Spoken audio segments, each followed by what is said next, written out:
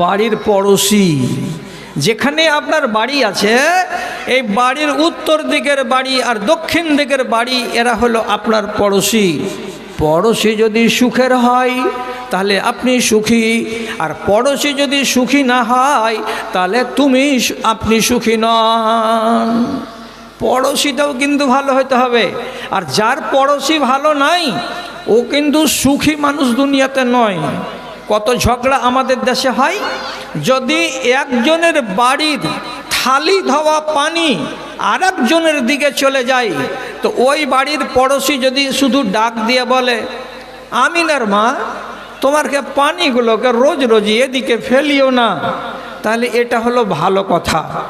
আর ও যদি সবুর করে না, হজম করতে পারে না, আর উল্টিয়া চোখ দেখিয়া যদি বলে তোর পানি আমার দিকে কেন আসবে, হ্যাঁ তুই কি আমাকে মগের মুলুক পেয়েছিস, নিজের দিকে পানি ফেল রে মাগি, না হলে তোরও খায়ের নাই, তোর যাহমন তাহা করে ছেড়ে দিব আমি। তাহলে একটু সামান্য যদি এই পড়োশির পানি ওদিকে চলে যায় তো তার জন্য যদি চোখ লাল করে তো তাহলে এটা ভালো পড়োশি নয়। রাগ ঝাল করতে হবে না, আমি যেটা বলছি সোজা কথা বলছি এবং সত্য কথা বলছি।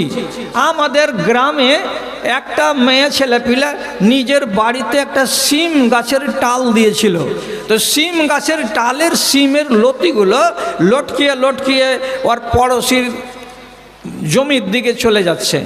তো ওই মেয়ে ছেলেটা কী করছে, হাঁসুয়া দিয়ে এসে যত সিমের ডোকগুলো এদিকে আছে সবগুলোকে কুচি কুচি কুচি কুচি করে কেটে দিচ্ছে। আর একদিন এই মহিলা বলছে, আমার সিমের ডোক গালাকে কে কাটছে গে, কেমন কথা গে। তখন একদিন জিজ্ঞেস করে বলছে, হাজি অমুকের মা আমার সিমের ডোক গালাকে কে কাটছে। তখন এই জবাব দিছে, কইছে আমি কাটছি রে মাগি, আমি কাটছি, তোর একটা ডোক থবে না, সবকে কুচি কুচি করে কাটবো, তুই আমার দিকে কিসের লেগে গাছ লাগালি, তোর একটা গাছের আগালকে আমি এদিকে আসতে দিব না। আচ্ছা, যদি এত ছাঙাল আর এত রাগাল আর এত অসহনশীল পড়োশি হয় তাহলে আপনি কি সুখে থাকতে পারবেন? একটু পানি গেলে ঝগড়া, একটা গাছের ডাল চলে গেল তার জন্য ঝগড়া, সামান্য সামান্য কথাতে যদি পড়োশি কাজিয়া করে তাহলে রাসূলুল্লাহ বলছেন ওই মানুষটা সুখী হতে পারবে না। তার জন্য আপনাকে দোয়াও করতে বলেছে আল্লাহ তাআলা, যে আল্লাহ তুমি আমাকে আমার সংসারে আমার জীবনে আমাকে পড়োশিটা ভালো দিও, আমার প্রতিবেশী যেন জাল্লিম না হয়, আমার প্রতিবেশী যেন ছাঙ্গাল না হয়, আমার প্রতিবেশী যেন দাজ্জালের মতো ব্যবহার আমার সাথে না করে। তাহলে আপনি সুখী কি দিয়ে? এক নম্বর হলো বড় বাড়ি থাকবে, দুই নম্বর হলো এখন মোটর সাইকেল কিংবা একটা চার চাকা কিংবা এখানে টোটো কিংবা এখানে সাইকেল কিংবা এখানে গরুর গাড়ি কিছু একটা থাকবে এখানে ওখানে যাওয়ার জন্য। আর চার নম্বরে রাসূলুল্লাহ বলছেন কি, তোমার তিনটাই ভালো, পড়োশিটা খুব ভালো, তোমার বাড়িখানাও চওড়া, এদিক দিয়ে কোনো অসুবিধা নেই, আর তোমার কাছে একটা সওয়ারিও আছে, সব এ তিনটাই ভালো। কিন্তু যেটা চার নম্বর জিনিস এটাকে রাসূলুল্লাহ বলছেন যাওজাতুন সালিহাতুন, আর একটা জিনিস সেটা হলো এই তোমার কাছে একটা মেয়ে ছেলে আছে, স্ত্রী আছে, কেমন স্ত্রী? তো সলেহা, সলেহা মানে নেককার, পরহেজগার, দিনদার, আল্লাহওয়ালি। তাহলে চারখানা জিনিস যার কাছে আছে এই মানুষটাই হলো ধনী মানুষ, আর এ মানুষটা হলো দুনিয়াতে সুখী মানুষ। আর চারখানার ভেতরে বিশেষ করে যদি নেক বিবি না থাকে, যদি সলেহা বিবি না থাকে তাহলে এই মানুষটার দুনিয়াটাই হলো জাহান্নাম, এ মানুষটার দুনিয়াটাই হলো দোজক, এ জীবনে কোনোদিন সুখ পাবে না। কত কঠিন কথা রাসূলুল্লাহ বললেন। এখন আপনি ভাবা চিন্তা করে বলেন যে চারটা জিনিসকে সুখের মূল চাবি রাসূলুল্লাহ কেন বলতে গেলেন? এখন ভেবে দেখেন, সবগুলো জিনিস আছে আর বাড়িওয়ালিটা মনের মতো বাড়িওয়ালি নয়। তাহলে বিদেশ থেকে ও যদি বাড়ি আসে তো বাড়ি আসার পরে ঢুকবে তো দেখবে যে আল্লাহ টাইলস দেওয়া বাড়ি, সুন্দর করে ডিজাইন করা আছে, কত নল আর কত ঝর্ণা আর কত ফুলের ডিজাইন করে এত আয়েশ আরামের বাড়ি করে রেখেছি। কিন্তু বাড়িতে ঢুকার পরে একবারে এমন হয়ে ঝিম ধরা মুরগির মতো মুখ নিচু করছে যে আর ওর মুখে ঠিকঠাক করে আওয়াজ বের হয় না। কেন এমন ঝিম ধরা হলো?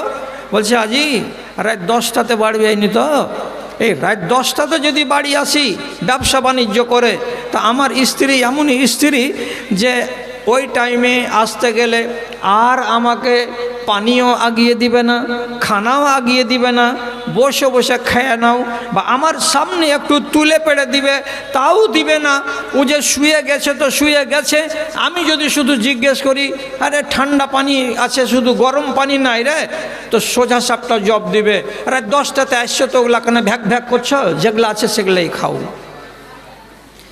ভয়ের জ্বালাতে স্ত্রীকে কোনো কথা বলতে পারে না। তাহলে লোকটা কত কাচুকুচু হয়ে আছে বাড়িতে। এ মানুষটা সুখী নয়, এ মানুষটা সুখী নয়, একে সুখী বলাই যাবে না। আমি ব্যবসা করে আসলাম, বাণিজ্য করে আসলাম, আমি কি আমার পেটের জন্য গেছিলাম না আমি আমার এবং তোমার আর আমাদের আউলাদের সুখের জন্য আমি দুনিয়া করতে গেছিলাম, আর দুনিয়াদারি করে এলাম। তো তুমি আমাকে দেখে জাগবে না, আমাকে খানা আগিয়ে দেবে না, আমার সাথে তুমি কথাও বলবে না, আর তোমাকে দেখে আমাকে ভয় লাগে, যেমন সাপ দেখতে গেলে মানুষের ভয় লাগে। তাহলে এই মেয়ে ছেলেটিকে বাড়িতে পাওয়া যেতে গেলে তোমার ছাই টাইলস দেওয়া বাড়ি, কোনো দাম নাই, তোমার রং বিরং করা আর ফল সেলিং করা বাড়ি, খেড়ির বাড়ির চাই তো খারাপ। কেন যে তোমার বাড়িতে তোমার স্ত্রী সুখের স্ত্রীটা নয়, তোমাকে সুখী বলা যাবে না, তুমি একটা দুঃখী ইনসান, তুমি একটা কষ্ট পাওয়া ইনসান, তুমি সুখী নও। সুখী কারা? যদি খেড়ির বাড়িতে বাস করে আর স্ত্রী যদি স্বামীর ইশারায় উঠে আর বসে, তাহলে এটাই হলো রাজার বাড়ি আর এটাই হলো আসল সুখের সংসার। এই জন্য কবি বলে সম্রাটেরও সমসুখী হয় সে ভিখারি, সম্রাটেরও সমসুখী হয় সে ভিখারি, ঘরে যদি থাকে তার মন মতো নারী, শত দুঃখ থাক মনে দুঃখী রে ভাই, নিরালায় দুঃখ হারি সাথে যদি পাই, নিরালায় দুঃখ হারি সাথে যদি পাই। বিদেশেরও কষ্ট ভালো দুষ্ট নারী যার, বিদেশেরও কষ্ট ভালো দুষ্ট নারী যার, খালি পায়ে চলা ভালো কষা জুতা যার গো, কষা জুতা যার। কথা বুঝতে চেষ্টা করেন। আপনি জেনে গেলেন যে সংসারটা সুখের হয় রমণীর গুণে, স্ত্রীর গুণে। স্ত্রী যদি চরিত্রবান হয় সংসারটা হবে জান্নাতের নমুনা, আর স্ত্রী যদি কি হয় অসভ্য ব্যবহারের হয় তাহলে সুখের সংসারে আগুন জ্বলবে দিন রাত। যদি 10টার সময় একদিন তোমাকে ডাকেই বা তোমার স্বামী কপাটটা খুলে দাও, খানাটি লাগিয়ে দাও, তো তোমার গা জ্বলবে কেন, তোমার মাথা ভারী হবে কেন? যদি বিশ্বাস না করো তাহলে সোজা সাপটা কথা বলছি। অক্টোবর মাসের 11 তারিখে আমি জালসা শুরু করেছি। আজকে অক্টোবর গেল, নভেম্বর গেল, ডিসেম্বর মাসের আজকে 21 তারিখ হয়ে গেল। জালসাই জালসাই জালসাই জালসাই সারা দিন, সারা দিন আর সারা মাস জালসাই। আমি যদি রাত 3টার সময় উত্তরবঙ্গ এক্সপ্রেসে শামসিতে নামি, তো আগেই আমি বলে দিই আমি এতটার সময় নামবো, তোমার জানালার কাছে গিয়ে আমি 2টা খালি ঠক ঠক করে বাড়ি দেব। আমি যখনই ঘুমের মানুষকে একটু খালি জানালাতে এই করে বাড়ি দেব, তো আমার যেমন বয়স 66 বছর, তো আমার বাড়িওয়ালিরও বয়স তো 60 বছর। আমি যেমন বুড়া তেমন আমার বাড়িওয়ালি তো বুড়ি, ওকে তো উঠতে একটু সময় লাগে। তবুও দেখব যে 1 থেকে 1.5 মিনিটের বেশি হবে না, কপাটটা খুলে যাবে, ভিতরে যাব। আমি বলি তুমি শুয়ে যাও, আমি নিজের মতো করে তুলে তুলে খেয়ে নিব। তো বলছি খাবা তো, কিন্তু নিজেকে একটা কেমন ফিকা ফিকা লাগছে, আইন্না লাগছে। খাও, 15-20 মিনিট লাগবে, আমি আছি তোমার পাশে বসে। এটাকে কি বলা হয়? আদর্শ বিবি বলা হয়। কেন আদর্শ বিবি? যত দুঃখ আর যত সুখ একেই এসে বলবো, দুঃখ হতে গেলে ভাগ নিবে ও, আর সুখ হতে গেলে ভাগ নিবে ও। আর ভাগ যদি দিতে পাওয়া যায় বাড়ির মানুষকে, তাহলে আনন্দটা বেশি পাওয়া যায়।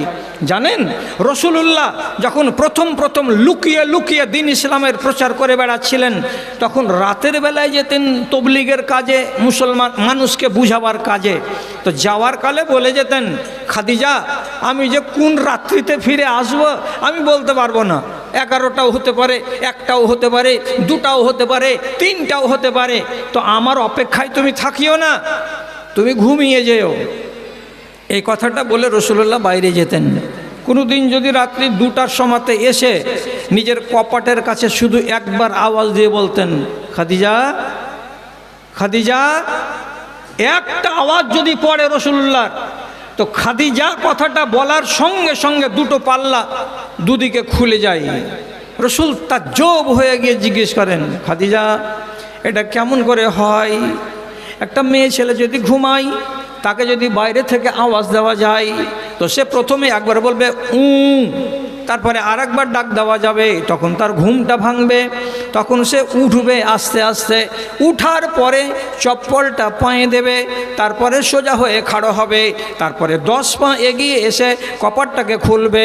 তো কমসে কম তাকে 1 থেকে 2 মিনিট সময় লেগে যাওয়ার কথা, কিন্তু আমি যেমনি মুখে একবার বলি খাদিজা, তো তোমাকে 1.5 মিনিট টাইম লাগে না, তোমাকে 1 মিনিট টাইম লাগে না, তোমাকে 20 সেকেন্ড টাইম লাগে না, সঙ্গে সঙ্গে পাল্লাটা কেমন করে খুলে যায় আমি তোমার কাছে জানতে চাই।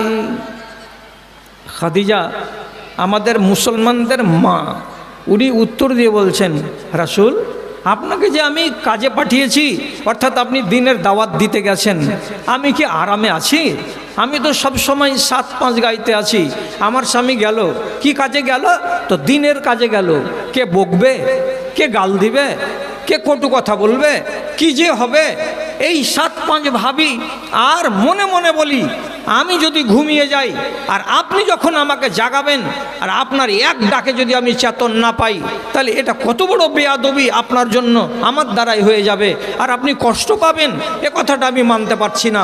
এই জন্য আমি কি করি, আপনাকে বিদায় করে দেওয়ার পর পাল্লা দুটাকে আমি লাগিয়ে দেই, আর লাগিয়ে দেওয়ার পরে ওই জায়গাতে আমার পিঠটাকে, আমার পিঠখানাকে লাগিয়ে দিয়ে আমি সোজাই দাঁড়িয়ে থাকি।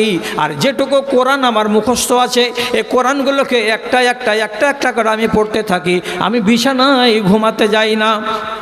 যেমনি আপনি আমাকে ডাক দিয়ে বলেন খাদিজা, সঙ্গে সঙ্গে পিঠখানাকে যদি আমি টেনে দেই, কপাটের পাল্লা দুটো ফট করে খুলে যায়। এই জন্য দেরি হয় না জীবনে কোনো দিন, আর এটা আমি করতেই থাকবো আপনার সাথে। কাকে বলে?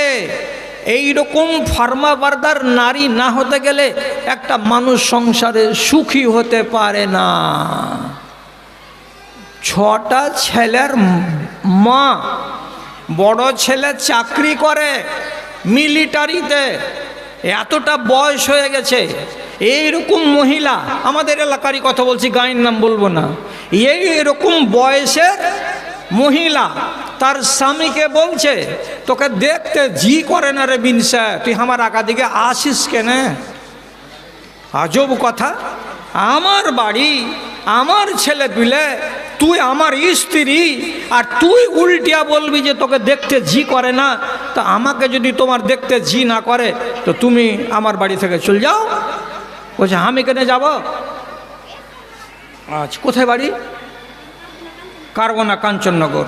এখন হাতে করে নিয়ে থাকছে, যারা আমাকে হাতে হাতে দিচ্ছ এগুলো আমি নিয়ে থাকছি। আলহামদুলিল্লাহ, আমি বলবো ইনশাল্লাহ দোয়া করব, একটু পরে দোয়া করব যে কারবানা কাঞ্চননগরের আমার একটা বেটি একটা সোনার ইয়াররিং দান করেছে। আলহামদুলিল্লাহ, মাশাআল্লাহ, জাযাকাল্লাহ।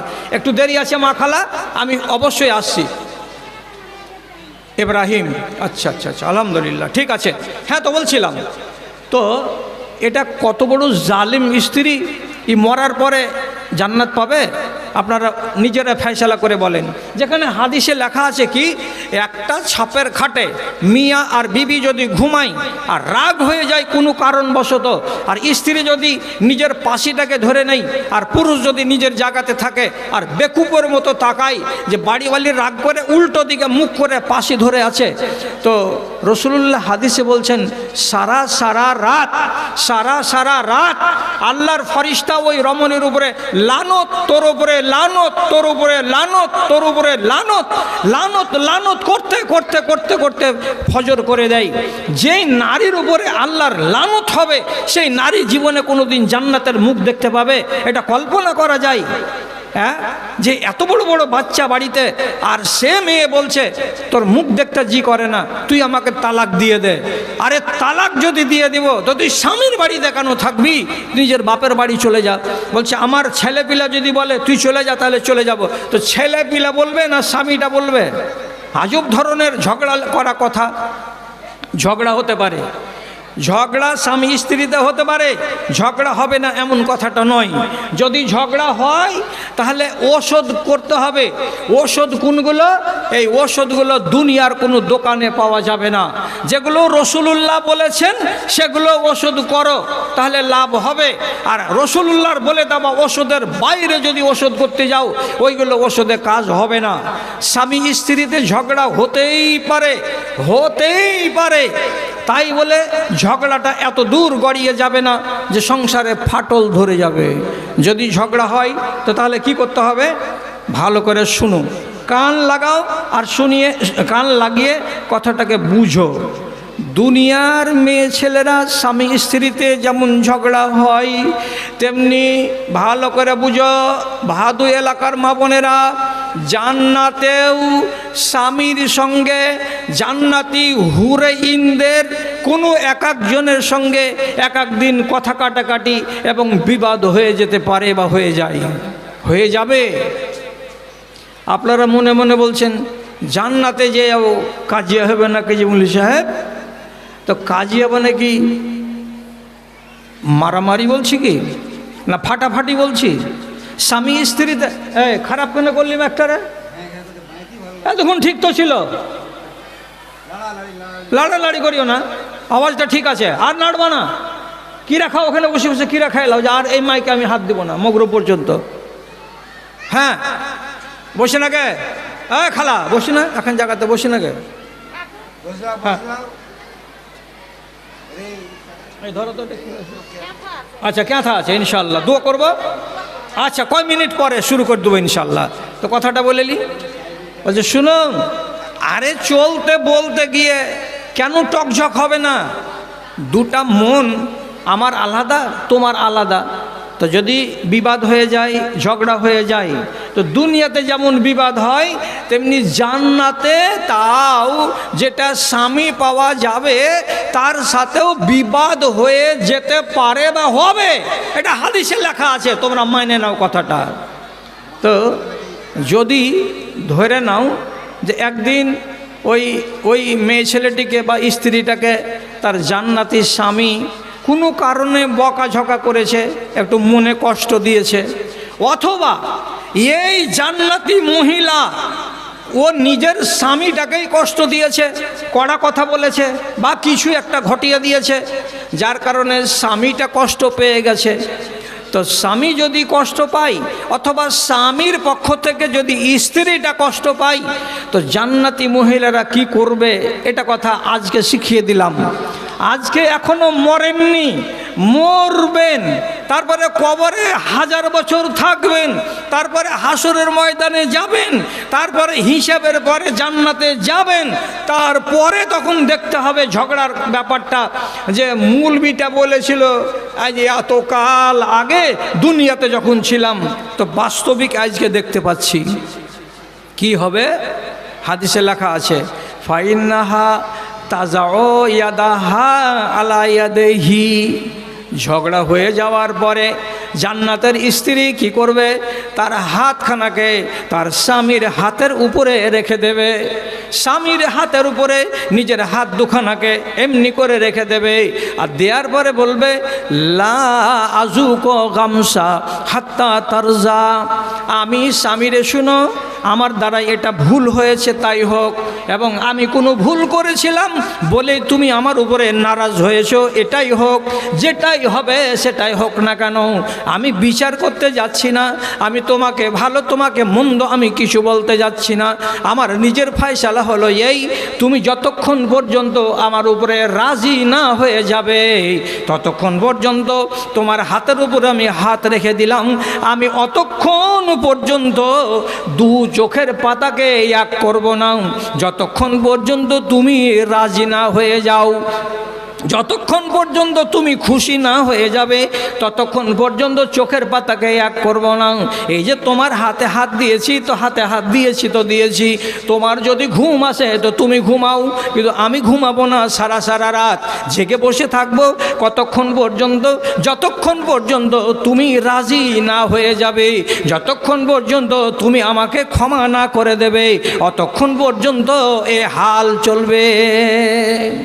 আচ্ছা বলেন তো, একটা মহিলা যদি স্বামীর হাতখানাকে চেপে ধরে আর ধরে বলে তুমি যতক্ষণ পর্যন্ত রাজি না হবা ততক্ষণ আমি চোখের দুই পাতাকে এক করব না, তো কত বড় জাল্লাদের বেটা জাল্লাদ আছে যে বলবে যে তুই হাত ধরে বসে থাক আর আমি আপনার নিন পারি? এটা হবে?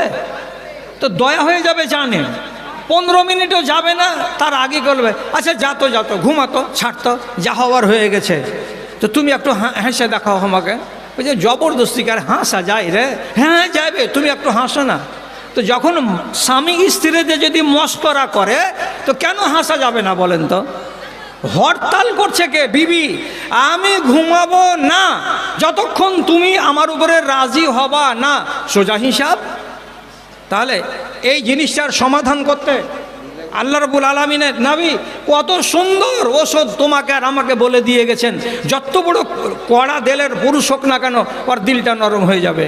আমি তোমাদেরকে একটা ওষুধ শিখিয়ে দিচ্ছি, এটা আমার পক্ষ থেকে, হ্যাঁ আমার পক্ষ থেকে। সেটা কি?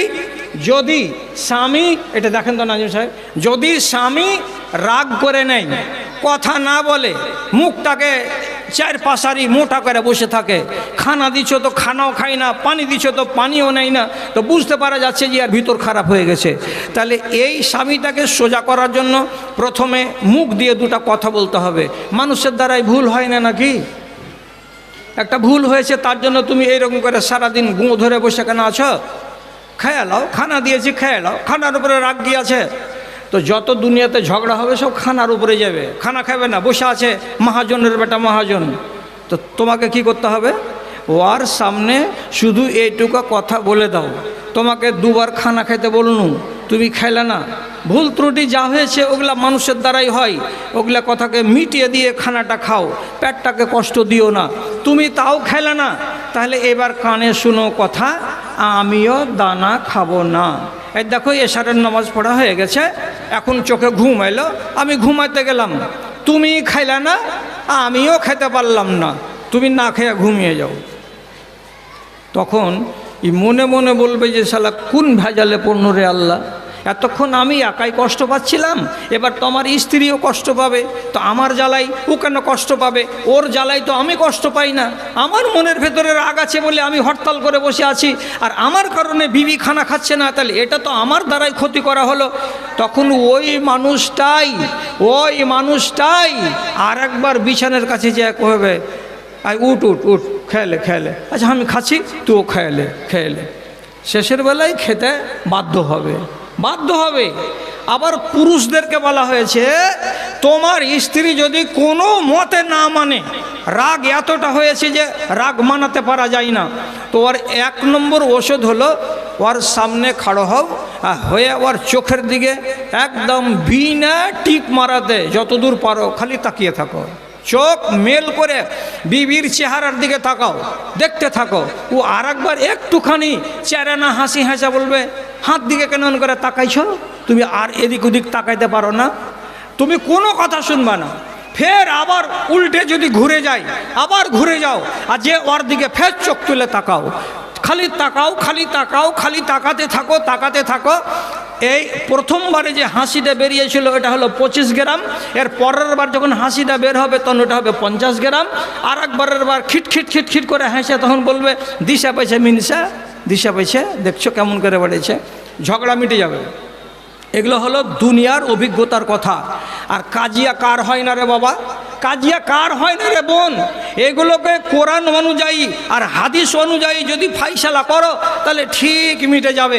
একটা সাহাবীর নাম আবু দারদা রাদিয়াল্লাহু তাআলা আনহু, আর ওর বাড়িওয়ালি, এরা দুজন এত সুখের সংসার গড়ল, আর গড়ার পরে আবু দারদার যখন মরণের টাইম এসেছে তখন মিয়া আর বিবি দুজন নির্জন জায়গাতে বসে আছে। স্ত্রী আবু দারদাকে ডেকে বলছে, আবু দারদা তুমি আমার স্বামী, তুমি আমাকে পায়গাম দিয়েছিলা, তুমি আমাকে বিবাহ করেছো, আর তোমার কাছে আমি সুখের জীবন কাটালাম। এখন আমি একটা তোমার কাছে প্রশ্ন করছি, আমাকে তার জবাব দাও।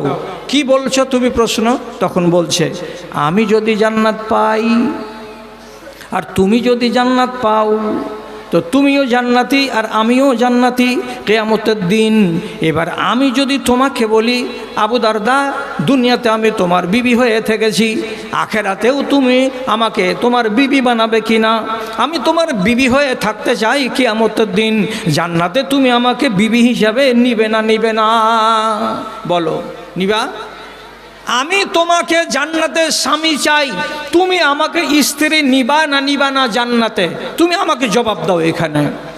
আবু দারদা বলছেন, কঠিন কথা রে, এটা সোজা কথা নয়। তোমাকে আমি স্ত্রী হিসাবে নিয়ে নিব বটে, কিন্তু কত বড় শর্ত আছে জানো? এখন তোমার বয়স হলো ৪৫ বছর। আমি যদি মরে যাই তাহলে তোমার অন্য জায়গায় বিবাহ হবে। বিবাহ হতে দেরি হবে না। আরব দেশের লোকেরা কোনোদিন তালাক পাওয়া আর বিনা তালাক পাওয়া এগুলো বাছাবাছি করতো না। যত মেয়ে ছেলে তালাক পেয়েছে, কেউ বাপের বাড়িতে বসে থাকেনি, তাদের বিয়ে আর এক জায়গাতে হয়েই গেছে।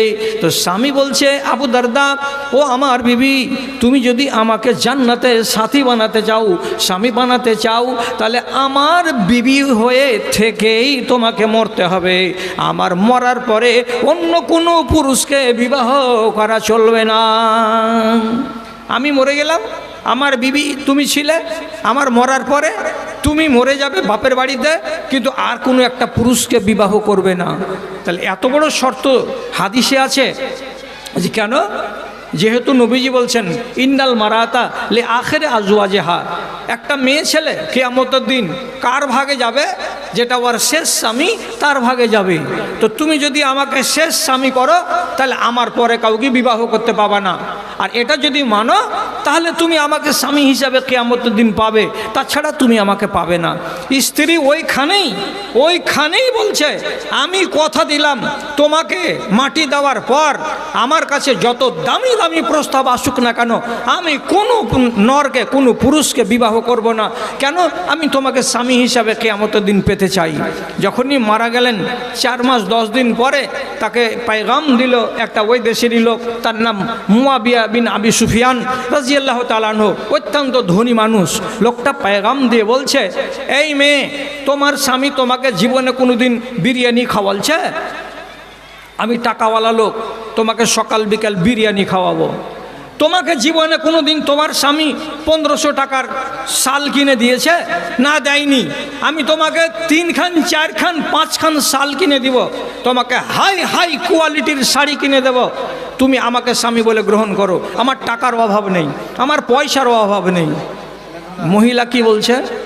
তুমি যদি আমাকে সোনা দিয়ে আমার বাড়ি, আমার ঘর, আমার গলি সবকে ভর্তি করে দাও, আমি তোমার সাথে বিয়ে করব না।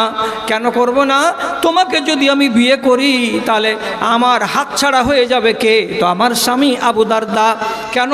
মেয়ে ছেলে যখন মরবে, তো যেটা তার শেষ স্বামী হবে তার সাথেই সে জান্নাতে থাকবে, আর আমি জান্নাতে থাকবো আমার স্বামী আবু দারদার সাথে। অতএব তোমাকে আমি বিয়ে করব না। না বিবাহ করে কবরে গেছেন। এরা দুটা আদর্শ নর আর নারী, স্বামী আর স্ত্রী, এরা দুজন কেমন করে সংসার কাটালছেন আপনাকে শিখাবো। এবার আপনাকে একটু বলি, এই ভলেন্টিয়ার, ভলেন্টিয়ার, ওদিকে যাও, আগা দিকে যাও, ওদিকে এই গ্রুপটাকে বাদ দাও, দিয়ে ওদিকে যাও, একটু দূরে ওই পূর্ব দিকের মাঠের দিকে যাও, ওখানে ভলেন্টিয়াররা যাও। এখানে আরও কি আছে ভলেন্টিয়ার? এই দুটা নাকি? হ্যাঁ, তোরা ভলেন্টিয়ার রে, টাকা উঠা, আগা দিকে, ওখানে যাও, ওদিকে যাও, আগা দিয়ে যাও, ওইদিকে যাও, ওইদিকে। এক জায়গাতে এখানে ঘুরছে কেন রে? ওই যে গেটের কাছে কেউ নাই, দেখতে পাওয়া যায় না। যাও, চলে যাও, একবারে গেটের কাছে যাও। হ্যাঁ, যা, ওখানে ব্যাগ নিয়ে কাজ করো। হ্যাঁ, আচ্ছা, চাদর কি যতটি ভলেন্টিয়ার ছাড়া আছে মুচ্ছা 2 হেলিয়ে নিবে টাকা। আচ্ছা, যাক, পাঠিয়ে দিলাম। হ্যাঁ, তো এরা আদর্শ স্বামী স্ত্রী। এবার মাখালারা একটা কথা বুঝো, একটা 3 হাতের দড়ি, দড়িখানাকে তুমি একদিকে ধরলে আঙুলে এমনি করে ব্যাট দিয়া শক্ত করে, আর একদিকে আচ্ছা আচ্ছা, আর এক দিকটা ধরিয়ে দিলা তোমার স্বামীকে, ও ধরলো, ধরে যদি দড়িটাকে তোমরা দুজন মিলে এরকম করে জোর করে টানো, তো যত শক্ত দড়ি হোক না কেন পটাম করে ছিঁড়ে যাবে, দড়িখানা থাকবে না, ছিঁড়ে যাবে। আর যদি দড়িখানা দুজন দুদিক থেকে ধরে থাকে, এবার স্বামী বলছে স্ত্রীকে, আমি যখন টানবো তখন তুমি টনটনা করে ধরে না থেকে, আমি যখন টানবো তোমার সাথে সাথে তুমি চলে আসবে। যদি টানার সাথে সাথে বিবিটা হাঁটা দেয় তাহলে জীবনে দড়িটা ছিঁড়বে না। স্বামী যদি টানে আর পুরুষটা, স্বামী যদি টানে আর স্ত্রীটা যদি তার সাথে সাথে চলে তাহলে জীবনে দড়িটা ছিঁড়বে না। তার মানে কি, একজন টানবে তো একজন ঢিল দেবে, তাহলে দড়িটা কোনো দিন জীবনে ছিঁড়বে না। তাই হলো কথা, সংসারে চলতে গিয়ে একজনের দ্বারাই যদি ভুল হয়ে যায় তো আর একজন ভুলটাকে তার মার্জনা করে দেবে, তাহলে জীবনে ঝগড়া হবে না। দুজনই যদি ওইরকম কড়া মেজাজের হয় আর একজন একদিকে আর একজন আর একদিকে থাকে, তাহলে জীবনে সংসারে সুখ হবে না। এরা দুজন কেমন করে চলতেন কেমন করে? কথার দিকে খেয়াল করো, এই যে আমার দিকে তাকাও, কথার দিকে খেয়াল করো। যখন মরণ আসেনি তার আগে যখন সুখের সংসারে দুজন চলছে, তখন মিয়া বিবি এক জায়গাতে বসে বলছে, আবু দারদা নিজের স্ত্রীকে ডেকে কত মিষ্টি কথাটা বলেছিলেন বেচারারা, আল্লাহ ওদেরকে জান্নাতবাসী করুন, আল্লাহ তাআলা ওদের কথাগুলোকে আমাদের মানার মতো তুমি সুমতি দাও। স্ত্রীকে বলছে কি, ওয়াইজা গাজেব তো আলাইকে ফাস্তার জিনি ওয়াইজা গাজেবতে আলাইয়া সাউরজিকে। কি মানে? দেখো রে বিবি, আমি যদি তোমার উপরে কখনো নারাজ হয়ে যাই, আমি পুরুষ মানুষ, তোমার উপরে যদি আমার মনটা কখনো ক্ষিপ্ত হয়ে যায়, তো আমি নারাজ হয়ে যেতে গেলে তোমাকে বলছি, তুমি আমার কাছেই এসে 5টা কথা বলে, 5টা কথা সান্ত্বনার বাণী শুনিয়ে আমাকে রাজি করে নিও। আমার মাথায় হাত দিও, আমার শরীরে হাত দিও, আমার দুঃখ বেদনাকে বুঝার চেষ্টা করিও, আর করে কথা বলে বলে বলে বলে তুমি আমাকে মানিয়ে নেওয়ার চেষ্টা করিও। আর যেদিন তুমি আমার উপরে কখনো যদি রাগ করে নাও, তাহলে আমি কথা দিছি, আমি বেটা ছেলে হতে গেলেও দূরে বসে থাকবো না, তোমার কাছে যাব, তোমার গোড়ায় বসবো, আর বসার পরে যেমন করে হোক তোমার মাথাটাকে নেড়ে, তোমার ঘাড় খাড়াকে নেড়ে, তোমার হাতখানাকে নেড়ে চেড়ে মিঠা মিঠা কথা বলে আমি তোমাকে রাজি করে নেব। মানেটা কি, যে তোমার দ্বারা যদি রাগ হয়, তোমার দ্বারাই যদি রাগ হয়ে যায় আমার উপরে, আমি তোমাকে মানিয়ে নেব, আর আমার যদি রাগ হয়ে যায় তোমার উপরে, তো তুমি আমাকে মানিয়ে নেবে। এটা যদি করা যায় তাহলে আমাদের মিয়া বিবির জীবনে কোনো দিন বিবাদ হবে না, কোনো দিন ঝগড়া লাগবে না, এটাই হবে সুখের সংসার। তাহলে এটা কত সুন্দর নীতি একটা সাহাবীদের মধ্যে এগুলোর রীতি রেওয়াজ ছিল বলে তারা সাংসারিক জীবনে কোনোদিন মিয়া বিবিতে এইরকম করে ফাটাফাটি করেনি, মারামারি করেনি, ঝগড়া ফাসাদ তাদের মধ্যে হয় না। আর আমরা নীতি আদর্শ থেকে দূরে চলে যাই, তখন আমাদের ভেতরে ঝগড়া বিবাদ হয়। একটা আংনাতে দুটো জা থাকতে পারে, একটা আংনাতে শ্বশুর শাশুড়ি আছে, দুটো জা আছে, একটা ননদ আছে, তো এদের ভিতরে 5টা 7টা মানুষের ভিতরে থাকতে গেলে একটু মন কষাকষি তো হতেই পারে।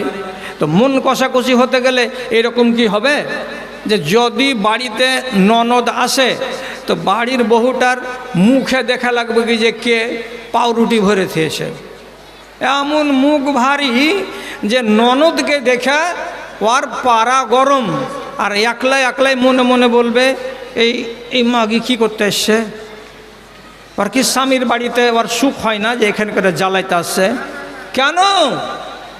যদি বাড়িতে দুটো জা থাকে, তো যায় যদি একটুখানি কোনো রকম টকঝক হয়ে যায়, তো তাহলে পরে ঘুরে ফিরে ওই কথা, এর দিকে ও মুখ তুলে তাকাবে না, ওর দিকে ও মুখ তুলে তাকাবে না, তোর কি আমি ধারি রে মাগি? আচ্ছা, এগুলো কি কথা? আর এগুলো কি ভাষা? আর এগুলো কি আংনাতে একই পরিবারের সদস্য হয়ে একজন যদি আরেকজনকে এগুলো কথা বলে, তাহলে এটা কি মানুষের চরিত্র হলো? টকঝক হলো বলেই হয়ে যাবে?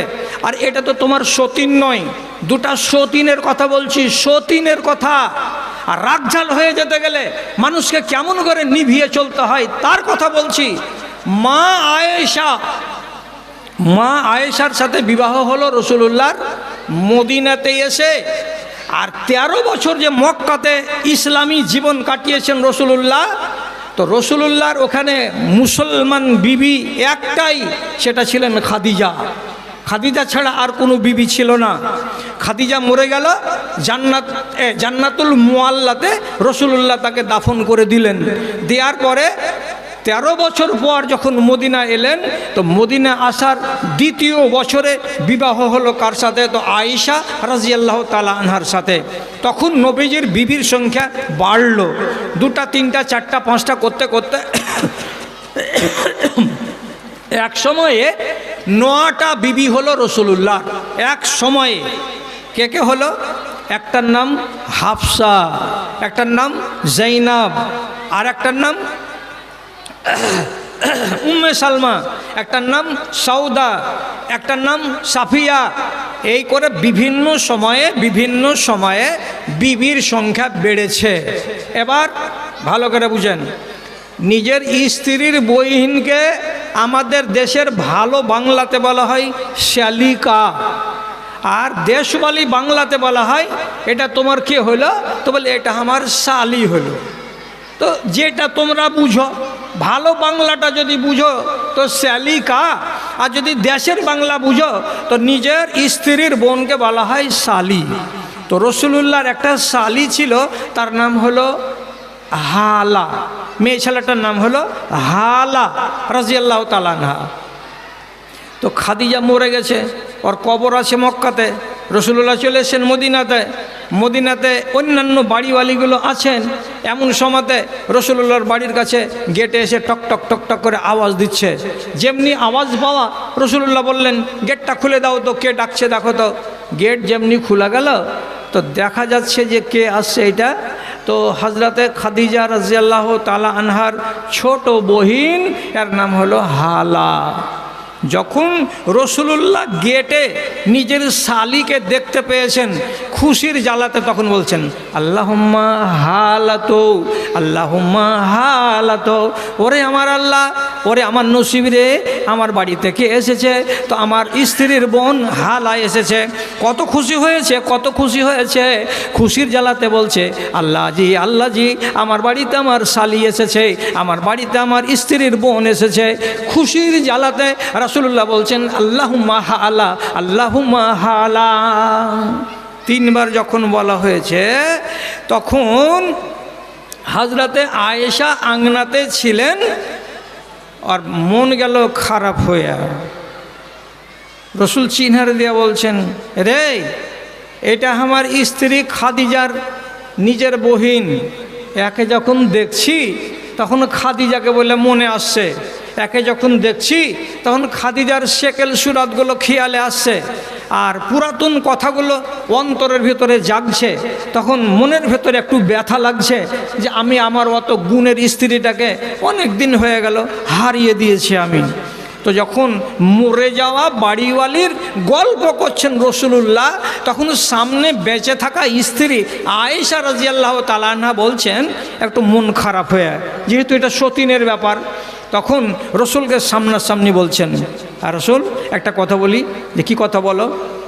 তো কছে ইন্নাকা তাজকুরু আজুজা কুরাইশিন কাদ আযহাবাহু দাহার হামরা উসাদকাইন।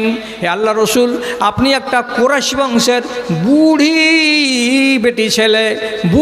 বেটি ছেলে 2টা স্বামীর বাড়ি থেকে আপনার বাড়িতে এসেছিলেন। খাদিজার বিয়ে হয়েছিল এর আগে 2টা স্বামীর সাথে। একটা স্বামী মরে গেছিল আর একটা স্বামী তাকে তালাক দিয়ে দিয়েছিল।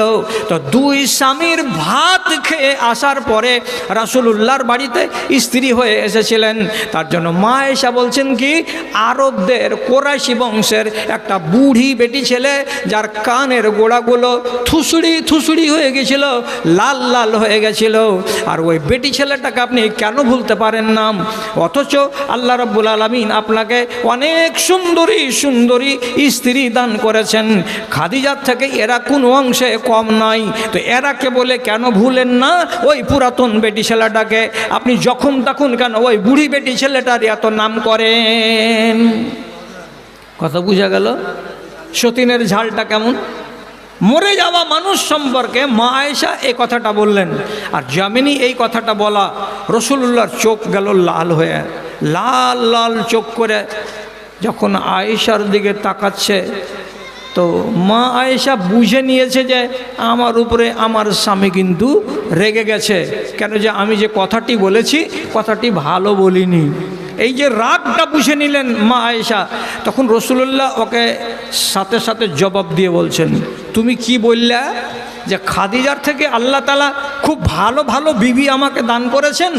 আল্লাহর কসম খেয়ে বলছি, খাদিজা থেকে ভালো বিবি আমাকে আল্লাহ তাআলা দান করেনি। আরও জ্বলে গেল, আরও জ্বলন তৈরি হয়ে গেল। তো রাসূলুল্লাহ এবার বুঝিয়ে দিচ্ছেন যে খাদিজার থেকে ভালো বিবি তোমরা নও। যে কেন নও?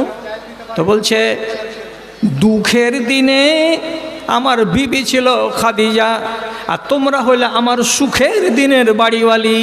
সুখের দিনের বাড়িওয়ালিকে বুঝতে পারা যায় না, আর দুঃখের দিনের বাড়িওয়ালিকে বেশি মনে পড়ে। তো তোমরা হলে আমার সুখের দিনের বাড়িওয়ালি, আর খাদিজা হলো আমার সুখের দিনের বাড়িওয়ালি, দুঃখের দিনের বাড়িওয়ালি। কাজে আমি খাদিজাকে ভুলতে পারবো না। এক, খাদিজার যত টাকা, যত পয়সা, যত ধন, যত দৌলত, যত উট, যত ঘোড়া, যত ছাগল আর বকরি ছিল, এক পাল ছাগল, ভেড়া আর বকরি, আর অনেক অনেক টাকা ছিল কার? তো খাদিজার। খাদিজাকে যেদিন আমি বিবাহ করলাম, খাদিজার সমস্ত কিছুকে আমার নামে দিয়ে দিল। আর দেওয়ার পরে বলছেন, হে আল্লাহ পাকের রাসূল, এ মালগুলো হলো আপনার, আমি আমার মাল বলে দাবি করব না।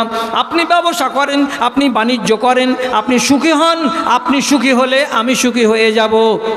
আমার বাড়িওয়ালি আমাকে ধন দিয়ে আর টাকা দিয়ে আর অর্থ দিয়ে আর সম্পদ দিয়ে সমৃদ্ধশালী করেছিল। অতটি মাল তোমরা দুয়ানাও কেউ বাপের বাড়ি থেকে আনতে পারোনি। কাজে খাদিজা থেকে তোমরা ভালো নও। তারপরে রাসূলুল্লাহ বলছেন, ভালো করে শোনো, ভালো করে শোনো, আমি খাদিজাকে বিয়ে করেছিলাম। খাদিজার পেট থেকে 4টা আওলাদের মুখ আমি দেখেছি, 4টাই হলো বেটি। আমার বেটি হলো ফাতেমা, খাদিজার পেট থেকে হয়েছে। আমার বেটি হলো রোকাইয়া, খাদিজার পেট থেকে হয়েছে। আমার বেটি হলো উম্মে কুলসুম, খাদিজার পেট থেকে হয়েছে। আমার বেটি হলো জাইনাব, সেটাও খাদিজার পেট থেকে হয়েছে। তো খাদিজা আমাকে ছেলে পিলার মুখ দেখিয়েছে, আর তোমরা 9টা বাড়িওয়ালি আমার চোখের সামনে আছো। আয়েশা, তোমার ছেলে পিলা হয়নি। উম্মে সালমা, তোমার ছেলে পিলা হয়নি। হাফসা, তোমার পেট থেকে ছেলে পিলা হয়নি। তোমরা কেউ আমাকে সন্তান সন্ততি দিতে পারোনি, তোমাদের পেট থেকে বাচ্চা হয়নি। আর আমাকে বাচ্চার মুখ দেখিয়েছে কে? তো ওই স্ত্রী যার নাম খাদিজা। কেন ভুলবো? যে বাড়িওয়ালির এতগুলো গুণ আছে, সে বাড়িওয়ালিকে আমি ভুলবো কেন? যখন রাসূলুল্লাহ রাগ লেগে গেছে চোখে, তো এই রাগের স্বামীকে যদি ঠান্ডা করতে হয় তাহলে ঝগড়া করলে হবে? ঝগড়া করলে হবে?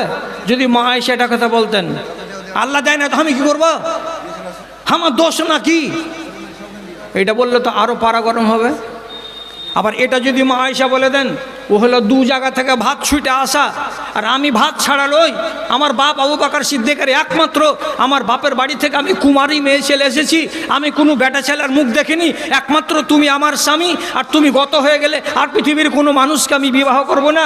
তো তাহলে আমার ফজিলত কত আর খাদিজার ফজিলত কত? যদি হুজ্জতি করতেন যে আমি কুমারী আর খাদিজা কুমারী নয়, তাহলে মা আয়েশা তো হুজ্জতি করতে পারতেন। কিন্তু আম্মা আয়েশা বলছেন, না, হুজ্জতি করতে গেলে কথা বাড়বে, আর কথা বাড়তে গেলে আগুন জ্বলবে, আর আগুন জ্বলতে গেলে সংসারে দাম্পত্য জীবনে ফাটল ধরে যাবে। তা না করে স্বামী যখন রেগে গেছে, তখন আম্মা আয়েশা করলেন কি? বুদ্ধির কাজ করলেন। কি বুদ্ধির কাজ করলেন? রসুলের চোখ লাল লাল দেখে সাথে সাথে বলছেন, আফু আন্নি ইয়া রাসূলুল্লাহ, এই আল্লাহ রসুল, আপনি আমাকে মাফ করে দেন। ফাইন্নাকা লা তাসমাউ বাদা হাযাল ইয়াউমে মিন শানে খাদিজাতা। আগামী দিনের জন্য কসম খেয়ে বলছি, হে আমার স্বামী, আপনাকে খাদিজা সম্পর্কে এমন কোনো কথা জীবনে আর বলবো না যাতে আপনার মনটাতে কষ্ট হয়। খাদিজা সম্পর্কে এমন কোনো মন্তব্য আমি মুখে আর আনবো না যে কথাটা শুনতে গেলে আপনার জানে কষ্ট হয়। আমি কথা দিচ্ছি রাসূলুল্লাহ আর জীবনে এই রকমের বেয়াদবি করব না। যখন মা আয়েশা এমন কথা বলে নিজেকে খাকসার বানিয়ে নিলেন, যখন নিজেকে তিনি ছোট করে নিলেন, তখন রাসূল করিম সাল্লাল্লাহু আলাইহি সাল্লাম নিজের রাগটাকে মিটাবার জন্য এবং আয়েশাকে তার প্রমাণ দেওয়ার জন্য সাথে সাথে বলছেন, আয়েশা যাও মশক থেকে গ্লাসে করে কাপে করে ঠান্ডা পানিগুলো এক কাপ কিংবা এক গ্লাস আমার জন্য নিয়ে আসো, আমি পান করব। কেন বললেন? এক্ষুনি তো কাজে হলো, দুজনে স্বামী স্ত্রীতে এখনই তো কথা কাটাকাটি হলো। তো কথা কাটাকাটি হওয়ার পর রাসূলুল্লাহ যদি বাইরে চলে যেতেন তো মা আয়েশার মনটা বলতো, রসুলের মন ভালো হয়েছে কি হয়নি, আল্লাহ জি মনের ভিতরে হয়তো এখনও কালি আছে না কি আল্লাহ জি। তো এই যে মনের ভেতরে সন্দেহটা থাকবে, তার জন্য রসুলুল্লাহ কী করলেন, সাথে সাথে যেমনি সমস্যার সমাধান হয়ে গেল বলছেন যাও একটু পানি আনো। তো স্ত্রীকে যদি স্বামীটা বলে একটু পানি আনো, তো সাথে সাথে যদি সে পানি এনে দেয়, তাহলে কি বোঝা গেল যে আমাদের মধ্যে 20 মিনিট আগে যে ঝগড়াটা হয়েছিল ঝগড়াটা আর নাই, এগুলো সব পানি পানি হয়ে গেছে। তাহলে কি বুঝতে পারলেন আপনারা? এতটা সুন্দর হাদিস দিয়ে বুঝাতে চাইছি, ভুল যেই পক্ষের ভেতরে থাকুক না কেন, ভুলটাকে ভুল মেনে নিতে হবে সেই পক্ষকে, আর নিয়ে তাকে আগামীর দিকে এগিয়ে যেতে হবে। 5-5 তো সুযোগ ডুববে, তো তাহলে এত আগে আদায় শুরু করে হইবে কি? ওরা তো করছে না। আচ্ছা এবার শুনেন, যদি কাজের কথা বলছি, যারা যারা বেখেয়াল হয়ে আছো তারা একটু কান দাও আমার দিকে, খুব কাজের কথা বলছি। স্বামী স্ত্রীতে যদি ঝগড়া হয়ে যায় আর বাড়িতে বাড়িতে মিটাতে না পারো দুজনে মিলে ঝুলে, তাহলে তোমার সমস্যাটা পরের কাছে গিয়ে সমাধান করে নিতে পারো। বুঝতে পারলা? পরের কাছে গিয়ে তোমাদের মিয়া বিবির ঝগড়াটা মিটিয়ে নিতে পারো। পর বলতে কে? তোমার গ্রামে যেটা মোড়ল আছে, খবরদার এই জমানার ঘুষখোর মোড়লের কাছে যাবে না, মোড়লের কাছে হরগিজ যাবা না। যাওয়া কার কাছে? কোনো একজন দ্বীনের বিষয়ে জ্ঞানী আলেমের কাছে যাবা, আর আলেমের কাছে গিয়ে তোমার নিজের দুঃখের কথাটা ওকে শোনাবা যে আমার এই ঘটনা ঘটেছে। যদি তুমি পারো যে আমার শ্বশুরকে বলবো, তাহলে তোমার শ্বশুরকে বলো, তোমার শ্বশুর সমাধান করে দেবে। কেন যে এটা বউয়ের ব্যাপার আর বেটার ব্যাপার। বাইরের লোককে না বলে নিজের শ্বশুরকে এসে বলো, শ্বশুর সমাধান করে দেবে। কেন বলছি কথা এগুলো? আমি হাদিসের বাইরে বলছি না। আমি ফের 3টা বহুর শ্বশুর, একটা বহু কেউ পাই না, আর আমি হইলাম তিনটা বহুর শ্বশুর। তো বহু গেলাও আল্লাহ তাআলা এই যুগেরই তো বেটি ছেলে, ওরা তো আর ফেরেশতা নয়। একজন আরেকজনের সাথে আরেকজনের সাথে খিটির মিটির লাগাই থাকছে। আমাকে ওগুলোর সমস্যার সমাধান করে দিতে হয়। কেন? আমি হলাম বাড়ির মালিক, আমি হচ্ছি সবারই অভিভাবক। তো আমি যদি মিটিয়ে না দিই তাহলে ওরাকে অন্য জায়গায় যেতে হবে, আর অন্য জায়গায় যেতে গেলে আমার বাড়ির খবর আলগা লোকে জানতে পারবে। আর খবরদার হাঁড়ির হাল কোনো মানুষকে জানাতে হবে না। নিজের শ্বশুরকে বলো, আব্বা আপনার বেটা এরকম করছে, আব্বা আপনার বেটা আমাকে এই কথা বলেছে। যেগুলো অভিযোগ আছে সেগুলো তুমি তোমার নিজের শ্বশুরকে বলো, মীমাংসা করে দেবে। কি করে বুঝলাম এই কথাটা? সত্য কথা বলছি, ভালো করে বুঝো। একটা সাহাবী, তার নাম আব্দুল্লাহ, ওর বাপের নাম হলো আমর। আব্দুল্লাহর বিহা দিয়ে দিল ওর বাপ আমর ইবনুল আস। বড়া ধুমধাম করে আয়োজন করে একটা ভালো সুন্দরী বেটি ছেলে ওর সাথে বিয়ে দিল, আর দিয়ে দূর থেকে নিয়ে এলো বৌমাকে নিজের বাড়িতে। আমার বাড়িখানা এখন আলোয় আলোকিত হয়ে যাবে, এত সুন্দরী মহিলাকে আমি আমার ছেলের স্ত্রী বানিয়ে বাড়ি নিয়ে এলাম। তো আমাদের দেশে যেটা নিয়ম, আরব দেশে ওইটা তখন নিয়ম ছিল না, যে বিয়া করে নিয়ে আসার পরের দিন ওর বাপ মা বহুটাকে নিয়ে চলে যাবে, এটা নিয়ম ছিল না। এলো তো এলো, 8 দিন 10 দিন 15 দিন 20 দিন 1 মাস পরে নিয়ে যাবে। তো বউটা এসেছে স্বামীর বাড়ি, শ্বশুরের বাড়ি। তো এইটা ঘর বেটা বউয়ের, এই ঘরটাতে আমার এই নতুন বৌমাটা থাকবে, আর আমার এই বেটাকে আমি এই ঘরটা দিয়েছি। 2 দিন পরে 3 দিন পরে শ্বশুর নিজের বৌমার কাছে যেয়ে বলছে, বাবা কেমন আছো, তোমার দিন কেমন কাটছে, আমার ছেলে তোমার সাথে ভালো ব্যবহার করছে তো, কোনো ঝগড়াঝাটি তো হয় না, আমার ছেলে তোমার সাথে ভালো আচরণ করছে তো। তো শ্বশুর বৌমাকে জিজ্ঞেস করছে, তোমাদের সংসারটা ভালো হয়ে গত হচ্ছে না হয় না? স্ত্রীর মনের ভিতরে এতটি ব্যথা আছে, এতটি ব্যথা আছে। এখন ব্যথাটা যখন স্বামী যখন না শ্বশুর যখন আমাকে বলল যে তোমার সংসারটা কেমন কাটছে, তো পরকে না বলে আমি আমার শ্বশুরকেই বলবো। তখন শ্বশুর যেমনি বলেছে যে আমার বেটা তোমার সাথে কেমন ব্যবহার করছে, তোমাদের সংসার ঠিকঠাক করে আগাচ্ছে না আগাই না, তখন বৌমা নিজের শ্বশুরকে বলছে, নেমার রাজুলুন, আপনার বেটা 100টা পুরুষ লোকের ভিতরে একটা ভালো ছেলে, ভালো পুরুষ, বড্ড সুন্দর ছেলে, ওর দেখতে কোনো অভাব নেই, তার ভেতরে কোনো অভিযোগ দেখতে পাওয়া যায় না। কিন্তু বাপজান কি বলবো, ফাইন্নাহু লা ইয়াতাও ফিরাশি ওয়ালাম ইউকান্নিফ ফিল মালাবেসি। একটাই হলো অভিযোগ, শ্বশুর আব্বা আপনার বেটা আমি যে বিছানাতে ঘুমাচ্ছি এখন পর্যন্ত 8 দিন হয়ে গেল বিয়া হওয়া, এই ছাপের খাটে এক জায়গাতে আপনার বেটা আমার পার্শ্বে এসে ঘুমায়নি, এবং আমার শরীরে কি আছে, আমি কি শরীরের মালিক, আমি কি গায়ে দিয়ে আছি, আমার শাড়িটা কেমন, আমার ব্লাউজটা কোন রঙের, এই ব্লাউজটাতে আর এই শাড়িটাতে একবার হাত লাগিয়ে দেখেনি, আমার শরীরটা কেমন তা জীবনে কোনোদিন একবার ছুঁয়েও দেখেনি। এভাবে রাত কেটে যায়, এভাবে আমাদের দিন কেটে যায়। আমি বলতে পারবো না আপনার বেটা আমার সাথে আগামী দিনে কি ব্যবহার করবে। কি বোঝা গেল? 8 দিন গত হয়ে গেছে, স্বামী স্ত্রীর গায়ে হাত দিয়ে দেখেনি, স্ত্রীর সঙ্গে বিছানাতে এক বালিশে মাথা দিয়ে 2 ঘন্টা শুয়ে থাকেনি, আর এভাবে 8 দিন চলে যাচ্ছে। যদি এই দেশের বেটি ছেলা হয় তো বরণতা না, শ্বশুরের বাড়ি থেকে যেদিন আর বাপ মারা বরণতা করে নিয়ে আসবে, তার পরের দিন যখন জামাইটা এ বাড়ি আসবে, তো এ বাড়ি আসতে গেলেই এই বেটি ছেলে আসমান মাথায় করে নিবে না, ওর ভাবিরাকে ডেকে বলবে, হাঁকা একে বাড়িতে থুসি না, একে মুরগা মারে খাওয়াইছি না, কেনে রে কী হয়েছে রে? তো এক পালা চোখের পানি ঝরিয়ে বলবে আর দোষ আছে, দোষ না হইতে গেলে ও এরকম কেন করলো। আচ্ছা আচ্ছা আচ্ছা ঠিক আছে, একটা নতুন দান এলে এবার। এই যে দেখো বাটি এসে পিতলের বাটি, আর আমার বাপ দাদর দেশে বাটি আর থালা আর বাসন আর কেউ ব্যবহার করে না, জাল সাথে এতখানি উঁচা করে দিয়ে দিয়েছে, থালি আর গ্লাস আর কচ্চুন আর হাতা আর এই সমস্তগুলো। তো এটা ভালো দান, একটা 500টা টাকা আর একটা বাটি দিয়েছে একটা মেয়ে ছেলে, আল্লাহুম্মা সাল্লি আলাইহা আল্লাহুম্মা বারিক আলাইহা।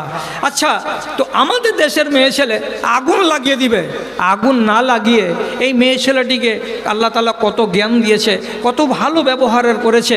শ্বশুরের কাছে সমাধান চাইলো, শ্বশুর তখন বাপ তখন নিজের বেটাকে ডেকে বলছে, আরে আব্দুল্লাহ এলা কি শুননু রে বেটা, কি যে বাজান? তো বলছে বউয়ের কাছে বলে, তুমি ওই বিছানাতে এখন পর্যন্ত যাওনি? তা খ্যাপার মতন তাকাইছে, ছাড়ো ওগুলা কথা, যাইনি তো কি, যাবো যাবো। আচ্ছা তুমি তোমার স্ত্রীকে ছুঁয়ে দেখেছো যে আর শরীরগুলা নরম না, আর পা ফাট্টা গুল্লা ফাট্টা না, কিছু দেখেছো কি, বুঝেছো? যা বুঝছেন না, ওগুলা আমি দেখতে যাইনি। আচ্ছা হারে খ্যাপার বেটা খ্যাপা, যদি শুধু তোর বাপের বাড়ি এসে শুয়েই থাকবে, তো তাহলে ওর বাপের বাড়িতে কি এখানটা চৌকি ছিল না শুয়ে থাকার জন্য? কেন এনেছি আগে? একটা পুরুষের জীবনে একটা নারী অনিবার্য, আর তুমি যে এইভাবে বহুটাকে রেখে দিয়েছো, এটা করিস না বাপ, এটা করতে হবে না। যাও বউয়ের কাছে যাও, কথা বলো, মনের দুঃখ সুখের গল্পগুলো করো, ওর মন ভালো হবে, তোমার মন ভালো হবে। 3 দিন পরে যদি খোঁজ নিচ্ছে তো ঘুরে ফিরাই একই ব্যাপার। তখন রসুলুল্লাহর কাছে বাপ যে বলছে, আল্লাহর রসুল শরমের কথা আপনাকে যদি না বলবো তো আর কাকে বলবো? আমার বেটাকে নিয়ে এই সমস্যাতে পড়েছি আমি, আপনি কিছু বুঝান তাহলে হবে। একটা হ্যাঁ ঠিক আছে, আমি শুরু করে দিচ্ছি, হয়ে গেছে। আচ্ছা আচ্ছা ঠিক আছে ঠিক আছে, আমি আদায় লেগে যাচ্ছি। তো শেষ পর্যন্ত রসুলুল্লাহ বললেন, শোনো, যে তুমি কি তোমার স্ত্রীর সাথে দেখা টাকা করনি? বলছে না। কেন এটা করছো? যে সারা রাত নামাজ পড়ছি আল্লাহ রসুল, সারা রাত নামাজ পড়ছি, কোরআন মাজিদ খতম করছি 1 খতম। আর দিনের বেলায় কি করছো? তখনও তো একবার জোহরের ঢিলাতে খানা খাওয়ার পরে মিয়া বিবি এক জায়গাতে ঘুমাতে পারো। বুঝছি তখন রোজাতে থাকছি আল্লাহ রসুল, রোজার হালাতে মায়া লোকের দিকে চোখ তুলে তাকাইতে হবে না, ওকে ছুঁয়ে দেখা তো দূরের কথা। বলছি আল্লাহ, রসুল্লাহ বলছেন, এরে খ্যাপা ছেলে, রোজ রোজ রোজা করিও না, সপ্তাহে 3 দিন রোজা করো, আর প্রত্যেক রাত্রিতে কোরআন পড়ে শেষ করে দিবা, 15, 16, 20 রাকাত নামাজ পড়বা। এটা কাজ করিও না। খানিক রাত নামাজ পড়ো, আর বেশি বেশি অংশটা নিজের আহালিয়া স্ত্রীর কাছে এসে কাটাও। তোমার শরীরের হক আছে, তোমার চোখের হক আছে, তোমার স্ত্রীর হক আছে।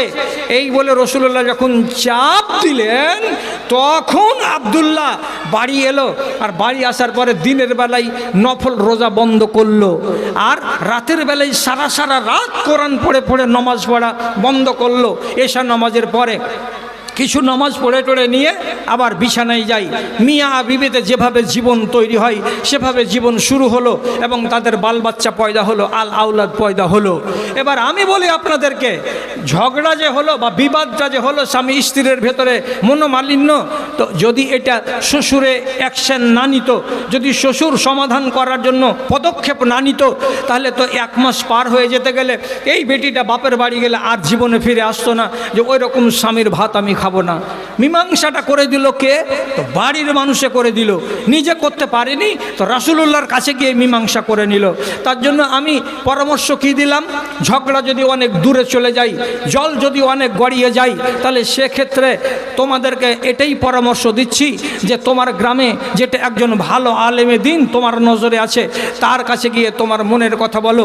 তোমার স্বামীকে সে ডাকবে আর তোমাকে সে ডাকবে, আর এক জায়গাতে বসিয়ে তোমাদের দুজনের কথা শোনার পরে সে একটা নিশ্চয়ই ভালো ফয়সালা করে দেবে, তাহলে তোমাদের সংসারে সুখ নেমে আসবে।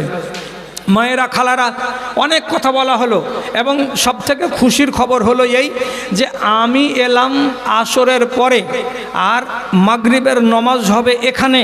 তো তোমরা মা বোনেরা যারা যারা ইস্তিনজার দিকে যাচ্ছ, অর্থাৎ বাইতুল খালার দিকে যাচ্ছ, পায়খানা বাথরুমের দিকে যাচ্ছ, তোমরা উজু করে ফিরে আসো। এখানে মাগরিবের নামাজ আদায় হবে, আর মাগরিবের নামাজের পরে আর একটা তোমাদের জন্য বক্তা আছে, সেই বক্তাটা তোমাদের কাছে ওয়াজ নসিহত করবে ইনশাআল্লাহ। তারপরে যখন এশারের আজান হবে, তখন আল্লাহর কসম দিয়ে বলছি, আল্লাহর কসম দিয়ে বলছি, খবরদার, তোমাদেরকে যেগুলো কাজে নিষেধ করা আছে, কাজের নিষেধ হলো 50টা, তোমরা মেয়ে ছেলে পিলে করতে পাবা না। তার ভেতরে একটা হলো অচেনা পুরুষের সঙ্গে গায়ে গা লাগিয়ে রাস্তা চলবে না। রাস্তা চলবার কালে এক সাইড দিয়ে চলবে, এমন করে যেন তুমি না চলো যে পর পুরুষের সঙ্গে তোমার গা লাগছে, এটা খবরদার করিও না। আর তাড়াতাড়ি করে বাড়ি চলে যাবে, দোকানপাটে যেও না। যে কোনো জিনিসের মন হবে তোমার স্বামীকে বলবে, সে তোমাকে নিয়ে যেয়ে দিবে। আর আজান হওয়ার পরে এই জায়গাতে তোমরা কেউ থাকবে না। তাহলে তোমাদের জন্য খুশির খবর যে এখানে নামাজ হবে। যারা যারা তোমরা নামাজ পাবে তারা তারা অজু বানিয়ে বসো, আর যারা যারা নামাজ পাবে না তোমরা বাঁ দিকের বারান্দাতে, ডান দিকের বারান্দাতে ভদ্রভাবে বসে থাকবে। আর এইবার তোমাদেরকে ডাকছে রাখছি, যারা যারা মনে করো যে আমার হাতে সরাসরি তোমরা কিছু টাকা দিবে, তাহলে আগে আসো, আমি তোমার জন্য দোয়া করব, তোমার মা বাবার জন্য দোয়া করব, তোমার আহাল ওয়াল যারা কবরবাসী হয়েছে তাদের জন্য দোয়া করব। এবং সুন্নাতি দান তোমাদেরকে করতে বলছি। গতকালকে টাপুতে জালসা করলাম, সেখানে ছোট্ট মজলিস, বললাম যে তোমরা সুন্নাতি দান দাও। সুন্নাতি দান মানে সোনা আর চাঁদি। তো এর আগে আমার 3-4টা বোন সোনা চাঁদির দান দিয়েছে। এবার তোমাদেরকে বলছি সোনা চাঁদির দান আমার হাতে আনো। আর সব থেকে হালকা দান হলো হাতের চাঁদির আংটি। চাঁদির আংটি যারা যারা হাতে পরে আছো, তোমার মরার পরে এটাকে খুলে নেওয়ার পর তোমাকে গোসল দেওয়া হবে। আংটি রেখে তোমাকে গোসল দেওয়া হবে না। তোমার কোনো গয়না শরীরে থাকবে আর তোমাকে গোসল দেবে তা হবে না। অতএব তুমি যদি তোমার মনটাকে হালকা করতে চাও, তোমার মা বাবার যদি তুমি কল্যাণ চাও, তাহলে তোমাকে ছোট ছোট দান নিয়ে এগিয়ে আসতে হবে। আমি চাইছি 50টা আমার দিদিমণি এমন কেউ আছো যারা তোমরা সোনা চাঁদির দান নিয়ে আসবে। আলহামদুলিল্লাহ, আলহামদুলিল্লাহ। এই ব্যাগটাকে সাইডে কর না, আরিফ না মাকসুদ, ব্যাগটা সাইডে করো। তোমার আদেশে দিন চলে যায়। এই দেখেন আরেকজন পেঁথা, আলহামদুলিল্লাহ, মাশাআল্লাহ, জাযাকাল্লাহ। একটা দিদিমণি আমার একখানা কেয়াথা দান করেছে, আলহামদুলিল্লাহ, মাশাআল্লাহ, জাযাকাল্লাহ। আল্লাহুম্মা সাল্লি আলাই, আল্লাহুম্মা বারিক আলাই। পরওয়ারদিগার আলম যে আশায় দান পাঠিয়েছে, আল্লাহ তার আশাকে পূরণ করো, তার হালালকে সুখে রাখো, শান্তিতে রাখো, আমিন আমিন। বিসমিল্লাহকে করবে, বিসমিল্লাহকে করবে। একটা হাই মাদ্রাসা পড়া আর একটা হাই স্কুলে পড়া মেয়ে ছেলে সর্বপ্রথম দানটা নিয়ে আসবে। ওর দাদার নামে কিংবা দাদির নামে কিংবা ওর নানা নানির নামে একটা আংটি নিয়ে আসবে। কে আসছো, সর্বপ্রথম এসো আমার কাছে, তোমার জন্য দোয়া হবে। তোমার মরা মা বাবার জন্য, দাদু দাদি যারা মরেছে তাদের জন্য দোয়া হবে। পহিলা নম্বর দান একটা আংটি নিয়ে এসো। আলহামদুলিল্লাহ, মাশাআল্লাহ, জাযাকাল্লাহ। আর একটা কথা বলে দিই, গত বছর তোমাদেরকে অনেক লম্বা চওড়া ওয়াজ করেছিলাম, কোনটা তুমি করবে কোনটা তুমি করবে না। এটা কি নাকের? আরে আল্লাহ, কত ছোট! ওরে আমার খালারে, এ খালাটা নাকের একটা নাক ছাবি ওর তালা সমেত আমার হাতে দিয়ে গেল। আল্লাহুম্মা গফিরলাহা ওয়ারহামহা, আল্লাহুম্মা আইয়িদহা বিল ইলমি ওয়াল হিলমি ওয়া যায়্যিনহা বিল ঈমানি ওয়াত তাকওয়া ওয়া লা তুরযা বিল ফিতানি ইয়া রাব্বাল আলামিন। আমিন আমিন বিরহমাতিকা ইয়া আরহামার রাহিমিন।